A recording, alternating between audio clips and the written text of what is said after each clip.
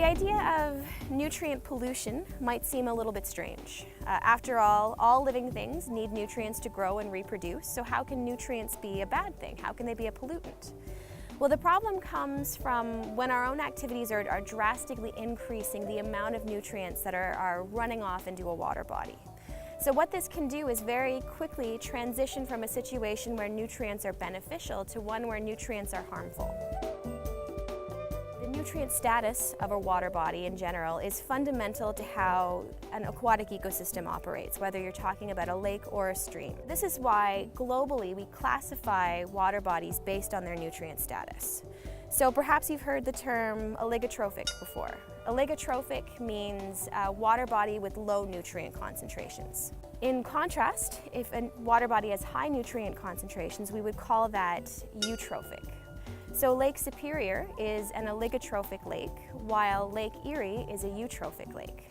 Lake Scugog, throughout its history, has transitioned between being a eutrophic and what we call a mesotrophic system. So a mesotrophic lake would be one that has moderate amounts of nutrients. And what we're concerned about now is whether or not we're seeing the lake once again in transition, where it might shift back to being a eutrophic system. Monitoring this is not as straightforward as you might think of, and this is because nutrients are something that change not just year to year, but season to season, day to day as well. So if you have a major rain event, the nutrient concentrations are going to increase.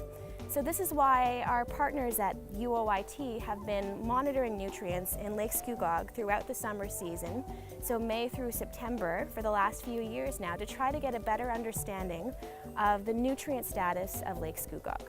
The reason that nutrients can be harmful is that they can cause a proliferation of plants and algae.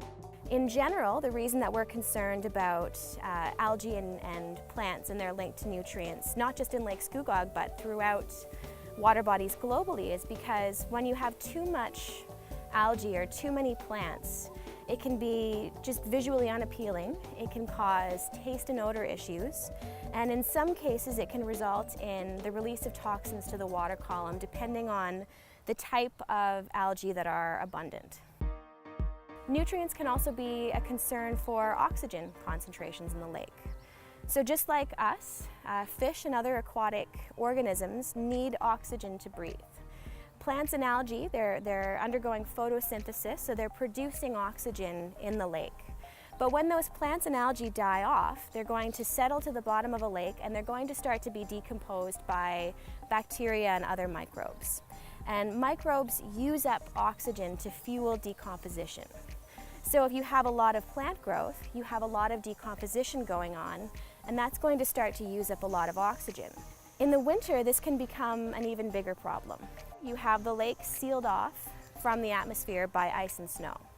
So you don't have atmospheric oxygen diffusing into the water, and you also have a lot less photosynthesis going on. So both of those two things together mean that you have less oxygen coming into the lake, but at the same time you still have decomposition occurring. So you have a higher requirement for oxygen, but that oxygen is not being replenished.